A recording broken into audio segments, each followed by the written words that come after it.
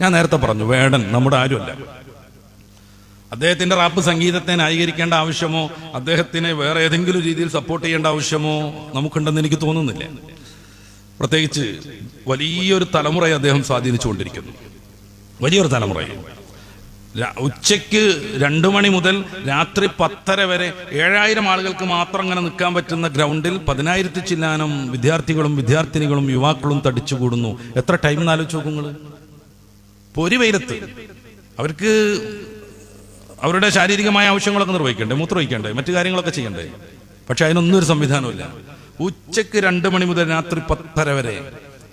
എന്നിട്ടും വേടൻ സ്റ്റേജിൽ വരുന്നില്ല എന്ന് വന്നപ്പോൾ പ്രതിഷേധം വരികയാണ്. സംഘാടകരോട് കയർക്കുകയാണ്. ഞങ്ങൾ വീട്ടിൽ പോലും പറയാതെ ഇങ്ങോട്ട് വന്നത് വേടനെ കാണാനാണ്, വേടനെ കൊണ്ടുവരീന്ന് പറയാണ്, വേടനെ കാണാനാണ്, കൊണ്ടുവരീന്ന് പറയാണ്. വേടനില്ലെങ്കിൽ ഇനി പരിപാടി നടത്തണ്ടെന്ന് പറഞ്ഞ് പ്രശ്നം ഉണ്ടാക്കുകയാണ്. 10,000-ലധികം യുവത്വം. പണ്ട് എലികളുടെ ശല്യം കൊണ്ട് രാജ്യത്തിന്റെ പകുതി നൽകാം, എലിശല്യം മാറ്റിയാലെന്ന് പറഞ്ഞ ഒരു രാജാവിന്റെ കഥ നമ്മുടെ ഇംഗ്ലീഷ് കഥകളൊക്കെ വായിക്കുമ്പോൾ കാണുന്നുണ്ട് അല്ലെ. അവന് സംഗീതജ്ഞൻ വന്നു, അദ്ദേഹം പാട്ടുപാടി, അദ്ദേഹത്തിന്റെ കുയലൂതി. അപ്പോ എലികളെല്ലാം അയാളുടെ പിന്നാലെ ഈ സംഗീതം ആസ്വദിച്ചുകൊണ്ട് പോയി. അയാളങ്ങനെ പുഴയിലിറങ്ങിപ്പോയി, എലികളൊക്കെ ചത്ത്. സംഗതി ശല്യം നീങ്ങിയപ്പോ രാജാവിന് ഈ രാഷ്ട്രം കൊടുക്കാൻ, പകുതി കൊടുക്കാൻ, പ്രഖ്യാപിച്ച സമ്മാനം കൊടുക്കാൻ ഒരു വിമിട്ടം വന്നു അല്ലെ. അയാൾ പിന്നെയും ഊതി. അപ്പൊ നാട്ടിലെ കുഞ്ഞുങ്ങളെല്ലാം അയാളെ തുടർന്നു. അയാൾ അങ്ങനെ പോയിട്ട് പുഴയിലോ കടലിറങ്ങിയിട്ടുണ്ടെങ്കിൽ മൊത്തം കുട്ടികളോട് പോയി പോകും. രാജാവ് പ്രതിസന്ധിയിലായി, പറഞ്ഞ സമ്മാനം കൊടുക്കേണ്ടി വന്നു. അതാണ് ആ കഥയുടെ ആകത്തുക. ഇவ்விധം കുഞ്ഞുങ്ങളെ മൊത്തം സ്വാധീനിച്ച ഒരു മനുഷ്യൻ, വേടനാവട്ടെ വേടനല്ലാത്തയാളാവട്ടെ, ഇவ்விധം കുഞ്ഞുങ്ങളെ വല്ലാതെ ആകർഷിച്ച് അവര് എല്ലാവരും ഇவ்விധം കൈകാര്യം ചെയ്യുന്ന, മനസ്സിലാക്കുന്ന, ഉൾക്കൊള്ളുന്ന, ഇഷ്ടപ്പെടുന്ന ഒരാൾ അവരെ ഏത് രീതിയിലും വേണമെങ്കിൽ മാറ്റിമറിക്കും. അതുകൊണ്ടാണ് ഞാൻ പറയുന്നത്, വേടൻ നമ്മൾ ന്യായീകരിക്കേണ്ട ഒരു കാര്യമേ അല്ലെന്ന്. അത് ഞാൻ പ്രത്യേകം പറയാൻ കാരണം, ഉന്നതന്മാരാകുന്ന പലരും, മധുവിനെ പോലെയുള്ളവർ, ഈ വേടന്റെ പിന്നിൽ ഉള്ളവരെ കുറിച്ച് പ്രത്യേകം പഠിക്കണം എന്നൊക്കെ പറഞ്ഞ് മുസ്ലിം സൊസൈറ്റിയെ പ്രതിസ്ഥാനത്ത് നിർത്തുന്നുണ്ട്. അതിനാരും മെനക്കെടണ്ട, അത്തരം ദിവാസ്വപ്നങ്ങളൊന്നും ആരും കാണണ്ട. മുസ്ലിം സൊസൈറ്റിക്ക് വേടൻ എന്ന് പറഞ്ഞാൽ ഈ ഇന്ത്യയിലുള്ള ഏത് സംഗതിയെ പോലെ ഒരു സംഭവം മാത്രമേ ഉള്ളൂ. അല്ല പ്രത്യേകം സപ്പോർട്ട് ചെയ്യേണ്ടതോ അദ്ദേഹത്തെ പ്രോത്സാഹിപ്പിക്കേണ്ടതോ രംഗത്തിറക്കേണ്ടതോ ആയ കാര്യമേ അല്ല. ഇത്രയൊക്കെ ആമുഖമായി പറഞ്ഞുകൊണ്ട് തന്നെ ഒരു കാര്യം പറയാതെ വയ്യ. അദ്ദേഹം മുന്നോട്ട് വെക്കുന്ന ഒരു രാഷ്ട്രീയമുണ്ട്, പുതിയ കാലത്ത് ഏറ്റവും പ്രസക്തമാണ്.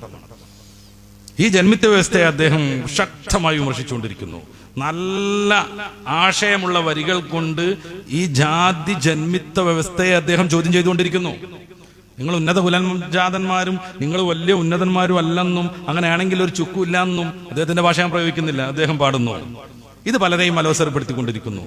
നിങ്ങൾ ആരും അത്ര ഉന്നതന്മാരൊന്നുമല്ല, നിങ്ങൾ അങ്ങനെ വലിയ ഈ ജന്മിത്വം അഭിനയിക്കേണ്ടവരുമല്ല, നിങ്ങളുടെ കീഴിൽ കീഴാളരായി നിൽക്കേണ്ടവരുമല്ല. അയാളെപ്പോലെയുള്ള ഈ കറുത്ത വർഗ്ഗക്കാർ അല്ലെങ്കിൽ ഈ നിറത്തിലൊന്നും പുതിയ വലിയൊരു സപ്പോർട്ട് കിട്ടാത്ത അദ്ദേഹത്തെ പോലെ ഉള്ള ആളുകളൊന്നും അങ്ങനെ നിങ്ങളെ പിന്നിൽ നിൽക്കേണ്ടവരല്ല.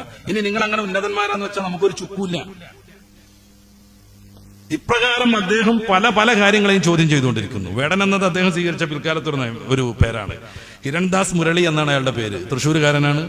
അയാളുടെ അമ്മ ശ്രീലങ്കക്കാരിയാണ്.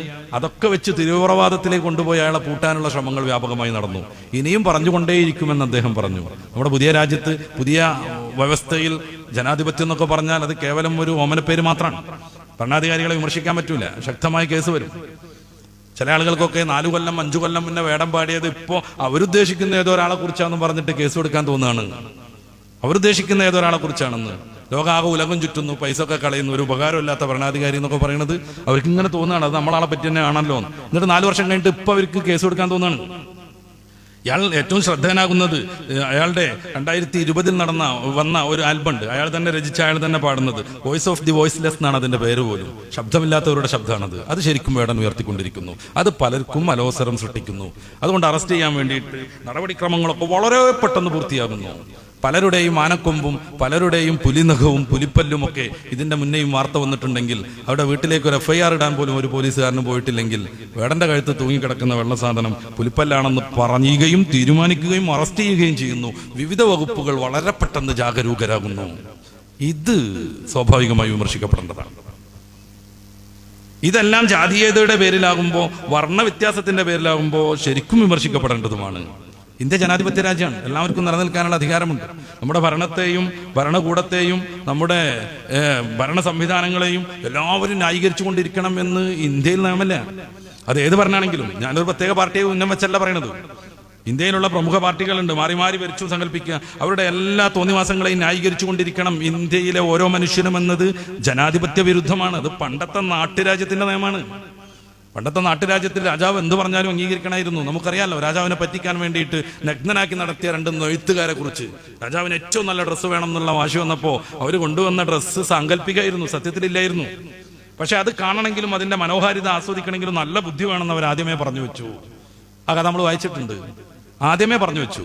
അപ്പോ ഇവരിങ്ങനെ കൊണ്ടുവരികയാണ്, പൊതിക്കാൻ അയക്കുകയാണ്. എന്നിട്ട് ഡ്രസ്സ് ഇങ്ങനെ എടുക്കുക. എന്ത് സൗന്ദര്യമില്ല, ഇതിട്ട രാജാവ് അടിപൊളിയാവുന്നൊക്കെ പറഞ്ഞിട്ട് അവർ പരസ്പരം സംസാരിച്ചുകൊണ്ടിരിക്കുകയാണ്. അങ്ങനെ രാജാവിനെ നഗ്നനാക്കാണ് അവർ. എന്നിട്ട് ഈ ഡ്രസ്സ് അണിയിപ്പിച്ചുകൊണ്ടിരിക്കുകയാണ്. എന്നിട്ട് അവരിങ്ങനെ എന്തു ഷെയർ, വല്ലാത്തൊരു സൗന്ദര്യം. രാജാവിന് ഈ ഡ്രസ്സല്ലേ എന്നും വേണ്ടത്. സത്യത്തിലെ ആള് ഫുള്ള് നഗ്നനാണ്. ഇവര് ഡ്രസ്സ് ധരിപ്പിച്ചു എന്നുള്ളതൊക്കെ വെറുതെ അഭിനയിച്ചതാണ്. അവരുടെ അടുത്ത് ഡ്രസ്സേ ഇല്ലായിരുന്നു. രാജാവ് മനസ്സിലാക്കി നല്ല സൗന്ദര്യം ഉണ്ടെന്ന് പറഞ്ഞില്ലെങ്കിൽ ഞാൻ പൊട്ടനാന്ന് വരും. മന്ത്രി മനസ്സിലാക്കി രാജാവിന്റെ പുതിയ ഡ്രസ്സ് നല്ല ചേർച്ചുണ്ട് എന്ന് പറഞ്ഞില്ലെങ്കിൽ അയാളും പൊട്ടനാണ്.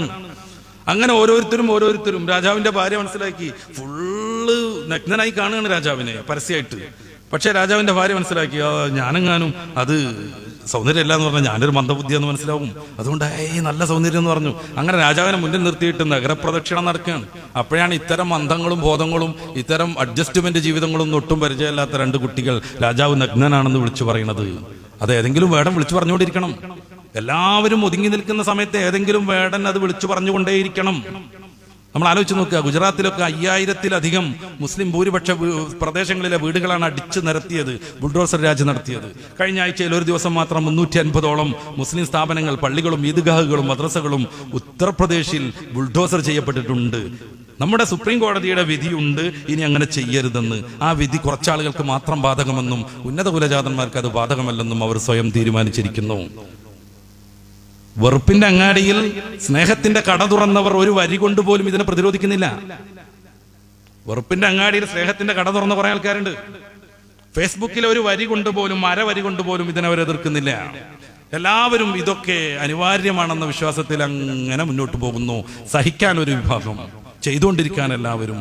ഇത്തരം സന്ദർഭങ്ങളിൽ രാജാവ് നഗ്നനാണെന്ന് വിളിച്ചു പറയാൻ ഏതെങ്കിലും ഒരു വേടൻ ആവശ്യമുണ്ട്.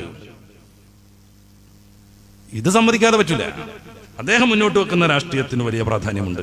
മനുഷ്യനെ ഭിന്നിപ്പിക്കുന്നതിന്, വർഗവർണ്ണത്തിന്റെ പേരിൽ പറഞ്ഞ് അന്യോന്യം തെറ്റിപ്പിക്കുന്നതിന്, കൊല്ലുന്നതിന്, നീചവൃത്തി ചെയ്യിപ്പിക്കുന്നതിന്, മനുഷ്യനായി കാണാതെ പുഴുവായി മനസ്സിലാക്കുന്നതിന് എതിരെയുള്ള പ്രതികരണം എന്നും പ്രസക്തമാണ്. അത് ഏത് മതം ചെയ്താലും, ഏത് ഭരണകൂടം ചെയ്താലും, ഏത് വ്യക്തി ചെയ്താലും.